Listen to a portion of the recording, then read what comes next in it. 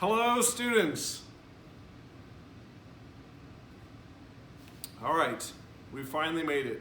This is the last, basically, unit or piece for the whole year where we're going to talk about organic reactions.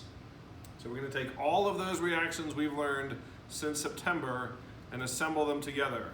I mentioned this at least a couple times in class, but what we're doing here is organic synthesis.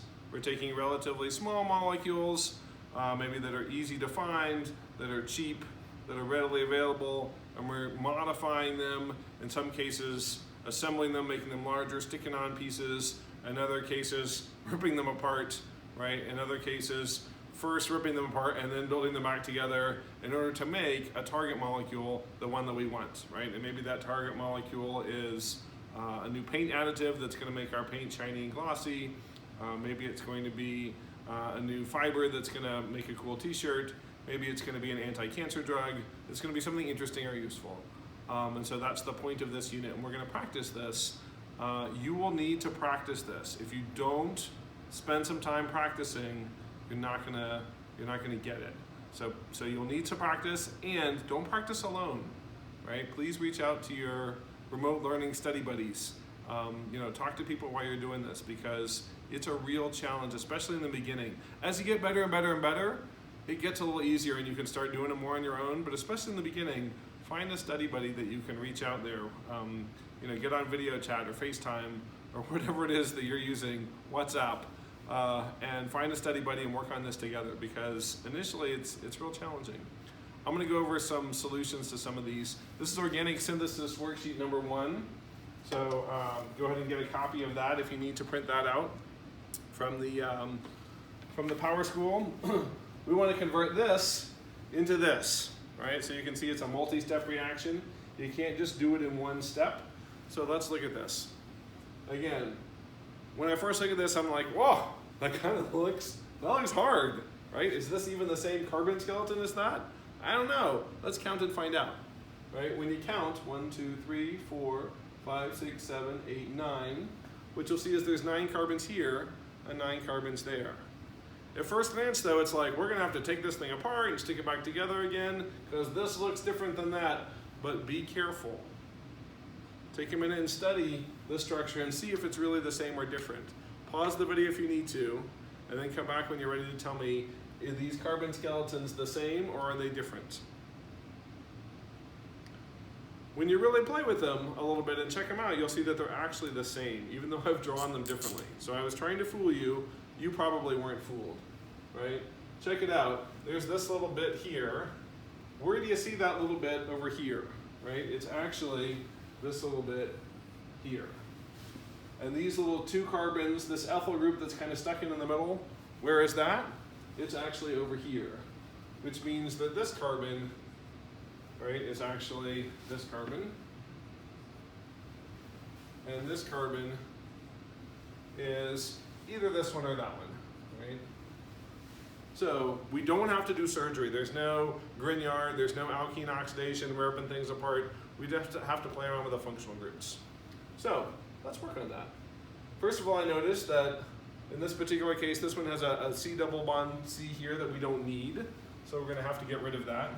Instead of showing all the steps, I'm just gonna write down what I would add.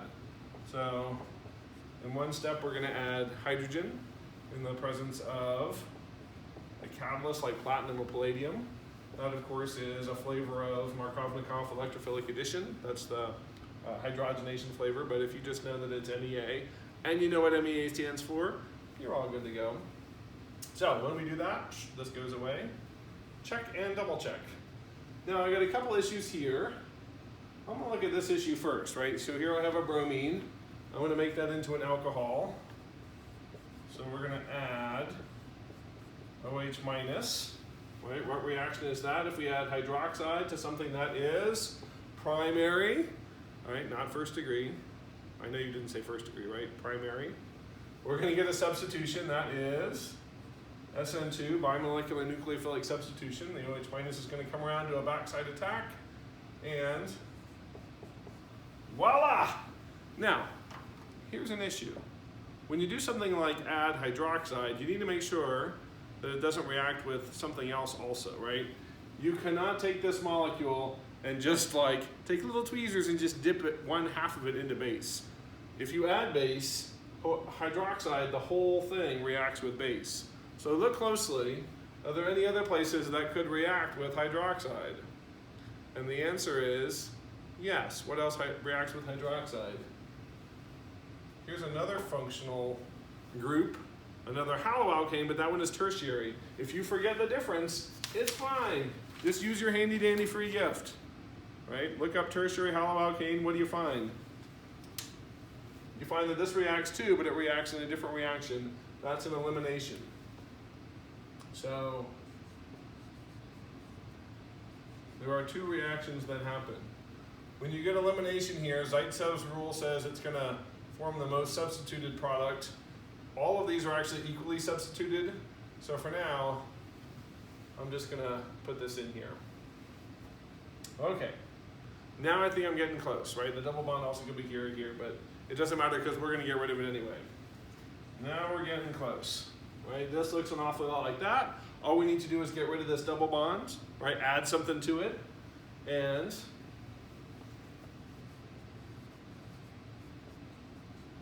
so we're going to add HI. When we add HI, this is another Markovnikov electrophilic addition issue. So HI is going to add an I here via MEA. And now, wait, what is that? Oh, you had a question? Right, well what I said earlier was when you add something like hydroxide or HI, you have to add it to the whole molecule, and it reacts everywhere that it can. You're saying that's a problem in this case? If we had HI, it reacts here. Will HI also react here? If you have HI and you have a primary alcohol, does that do a reaction? Yes, it does. If I were to add HI, oh my goodness, now I'd have two I's. Normally having two I's is a good thing. In this particular case, right, when you added HI, it would also do SN2 and you get a replacement here too. And we don't want that. Oh no. We can fix it though, right? If we add hydroxide, hydroxide would substitute here, but oh, hydroxide would take also this back to, right, this. So if we added hydroxide, that would get us back to a double bond here. So now we're stuck in this loop. So we got to think about how we can fix this. So I'm going to go back to this stage, right? So we did step 1, we did step 2, now we have this. If we just add HI right now, we're going to react both here and here. We don't want that. So somehow we need to do something to keep the HI from reacting with this group right here. This brings us to the idea of protecting groups. A protecting group is a way to basically fix or work on a functional group so to make it non-reactive to something else you want to add to the molecule. So is there anything we can do to an alcohol to fix it, to work with it, to make it into a different group that doesn't react with HI? There's a lot of possibilities, but I want you to ponder for a minute and think about what would you do? How could you react something with OH minus, turn it into a different functional group that doesn't react with HI? Take a minute and think about that. Consult your free gift if you need to. Pause the video and we'll look. Okay. Again, there's lots of different options here, but one option is oxidation. Right, so what happens if we add, it's your choice, you could use either oxidizing agent. We'll go the gentle route and add PCC. If you add PCC to this, then this becomes an aldehyde.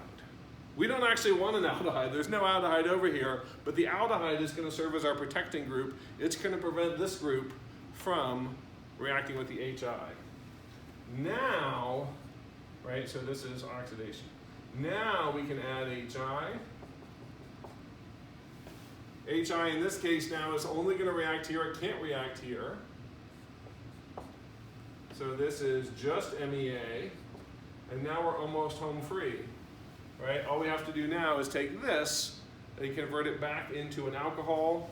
We know we need reduction for that. and you can use your choice of powerful or gentle. Here's some powerful reduction lithium aluminum hydride, and that will reduce that back to the alcohol. Make sense? Sure it does.